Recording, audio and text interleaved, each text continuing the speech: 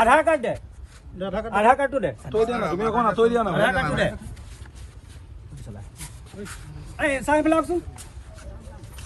দেশৰ পৰিস্থিতি কি আছে তহঁতি নাজানো নি না না আধাৰ কাৰ্ড পান কাৰ্ডটো যে লগত ৰাখিব লাগে নাজানো ফিজিকেলি যে ৰাখিব লাগে তহঁতি নাজানো নে কি তহঁতি আকৌ মোবাইলটো যে খুচৰি থাক কেলে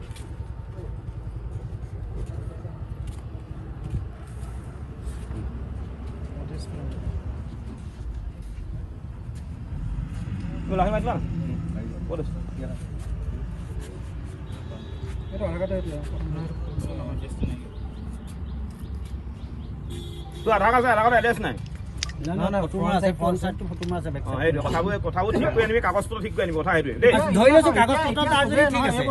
শুনি লোৱা যদি কাগজপত্ৰ ঠিক আছে আমাৰ ক'বলগীয়া একো নাই কিন্তু আমাৰ কথা স্পষ্ট যিবিলাক সন্দেহযুক্ত নাগৰিক আছে উজনি অসম যাব লাগিব নহয় সেইডোখৰ যদি কাগজপত্ৰ তাৰ ঠিক আছে সি যদি ইণ্ডিয়ান চিটিজেন হয় শুনি লোৱা আমাৰ কথা শুনি স্পষ্ট শুনি লোৱা শুনি লোৱা এতিয়া আধাৰ কাৰ্ড মুঠতে কথা হৈছে ই মানে তোমালোকে অৰিজিনেল উজনি অসমৰ মানুহ নহয় নামনিৰ হয় নামনিৰ হয় কিন্তু নামনিৰ মানুহ এটা উজনিত থকাৰ অধিকাৰ নাই নেকি আছে নাই বুলি কোৱা নাই কিন্তু ইহঁতে যিখিনি কৰিছে শিৱসাগৰত বা উজনি অসমত যিখিনি আনকি তাণ্ডৱ চলাইছে কালি তুমি গম পোৱা এই মিয়াই কালি আমাৰ দেহ ব্যৱসায়ৰ লগত জড়িত হৈ ওলাইছে গম পোৱা নে নোপোৱা গোটেই ড্ৰাগছৰ লগত জড়িত ওলাইছে গম পোৱা নে নোপোৱা যিখিনি ইহঁতে অপৰাধ কৰিছে আমাৰ উজনি অসমত অপৰাধৰ কাৰণে যাব লাগিব কাৰণ ইহঁতৰ কাৰণে গোটেই আমাৰ উজনি অসমৰ গোটেই সামাজিক ব্যৱস্থাটো বেয়া হৈ গৈছে বুজিলো এতিয়া সেই জয়সাগৰত সেই নাপিতটোৱে যে 6 বছৰ ছোৱালী নাপিতৰ লগালগ জেল খাইছে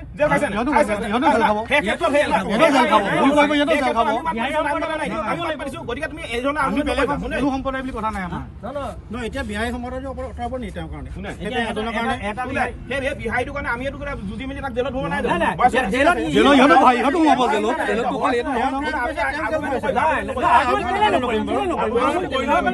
যাব লাগিব ইণ্ডিয়ান চিটিজেন হয়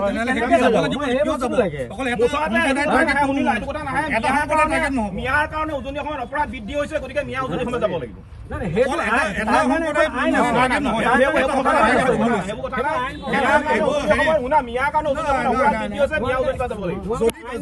যদি কিবা হেৰি আছে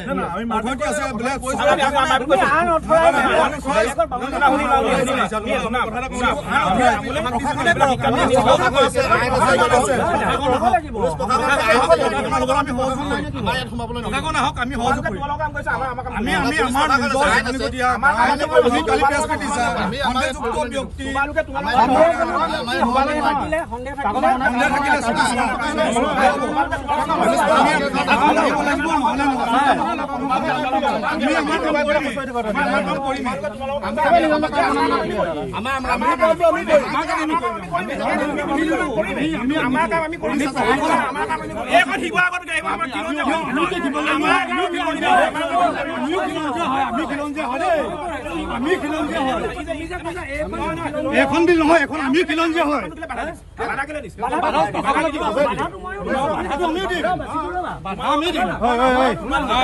ভিতৰত